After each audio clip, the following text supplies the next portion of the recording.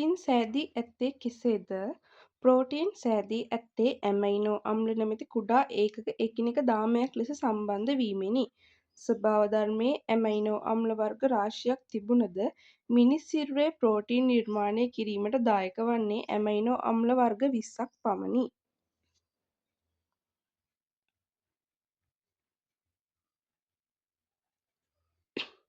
මෙම ඇමයිනෝ අම්ල ප්‍රධාන කොටස් දෙකකට බෙදේ.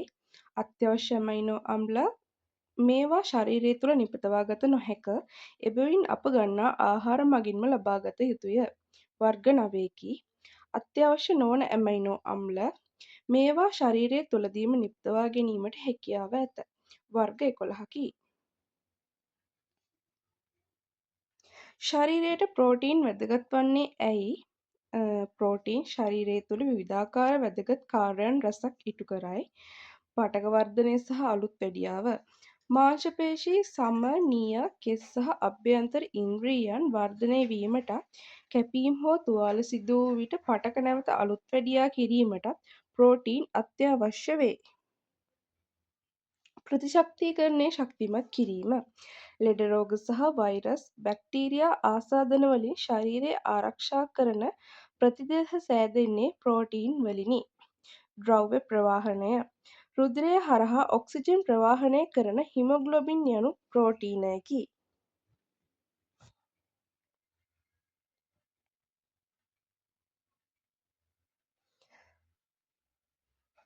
ප්‍රෝටීන් ලැබෙන ආහාර වර්ග සෝයා බෝංචි සහ තෝෆු. ශාක පදනම් කරගත් ආහාර අතරින් මස් මාළු වලට සමාන ඉහළ ප්‍රෝටීන් ගුණයක් ලබා දෙන්නේ සෝයාය. විස්තරය සෝයා නිෂ්පාදනවල සියලුම අත්‍යවශ්‍ය ඇමයිනෝ අම්ල අඩංගු වේ. පිසූ සෝයා බෝංචි කෝප්පයක ප්‍රෝටීන් ග්‍රෑම් 28ක් පමණ අඩංගු වන අතර සෝයා කිරිවලින් සාදන ටෝෆු වලද ඉහළ ප්‍රෝටීනයක් ඇත. කඩල සහ කව්පි. උදෑසන ආහාරය සඳහා බහුලව ගන්නා කඩල සහ කව්පි ශක්තිය මෙන්ම ප්‍රෝටීන්ද ලබා දෙන කදිම ආහාරයකි.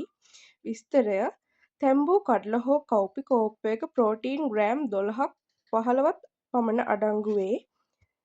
දවස පුරා ක්‍රියාශීලීව සිටීමට අවශ්‍ය කාබෝහයිඩ්‍රේට් සහ ප්‍රෝටීන් යන දෙකම මෙහි සම්බරව ඇත.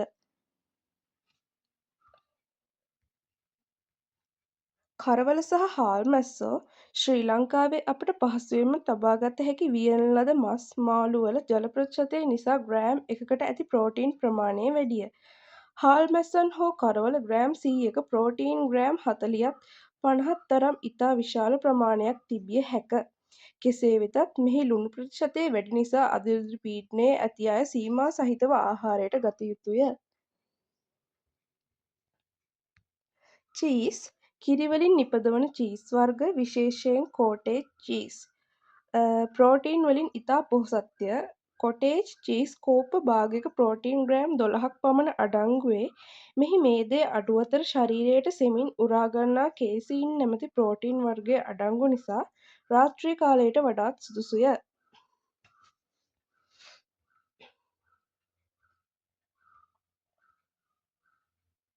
කුකුල් මස් ශරීරයේ බර අඩු කර ගැනීමට සහ මාංශ පේශී වර්ධනය කර ගැනීමට හොඳම ආහාරයකි.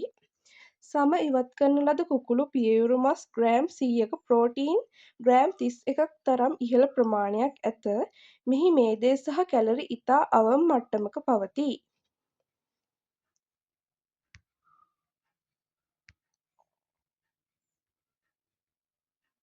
රටකජු සහ කජු කෑම්වේල් අතරතුර ගැනීමට ඉතා සුදුසු ගුණදායි ආහාරයකි.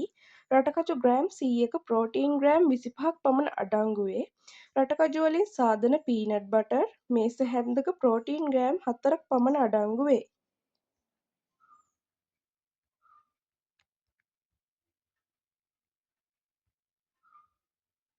කිරි සහ යෝගට් කිරි ආශ්‍රිත නිෂ්පාදන දෛනික ප්‍රෝටීන් අවශ්‍යතාවය සපුරාලීමට ඉතා පහසු මාර්ගයකි.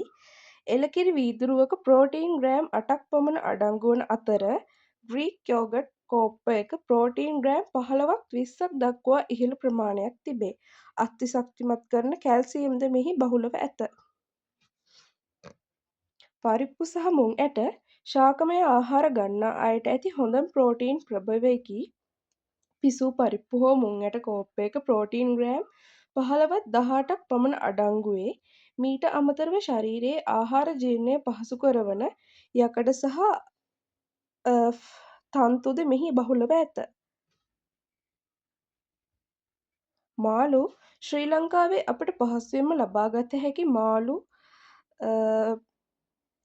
සැමන්, කෙලවල්ලා, බලයා, මීනන් මෙන්ම සාලය වැනි කුඩා මාළු ප්‍රෝටීන් වලින් සන්නද්ධය. විස්තරය මෙම මාළු ග්‍රෑම් 100ක සාමාන්‍යයෙන් ප්‍රෝටීන් ග්‍රෑම් 20ක් 25ක් පමණ අඩංගු වේ. ප්‍රෝටීන් වලට අමතරව හෘදයට සහ මොළයට හිතකර ඔමේගා 3 මේද අම්ලයද මෙහි බහුලව ඇත.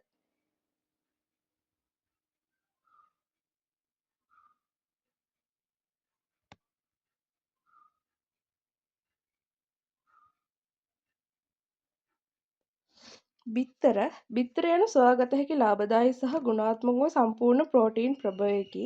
එක් සාමාන්‍ය බිත්තරයක ප්‍රෝටීන් ග්‍රෑම් 6ක් පමණ අඩංගු වේ. බිත්තර සුදු මදෙහි පිරිසිදු ප්‍රෝටීන් අඩංගු වන අතර කහ මදෙහි ප්‍රෝටීන් වලට අමතරව ශරීරයට හිතකර මේදය සහ විටමින් වර්ග අඩංගු වේ.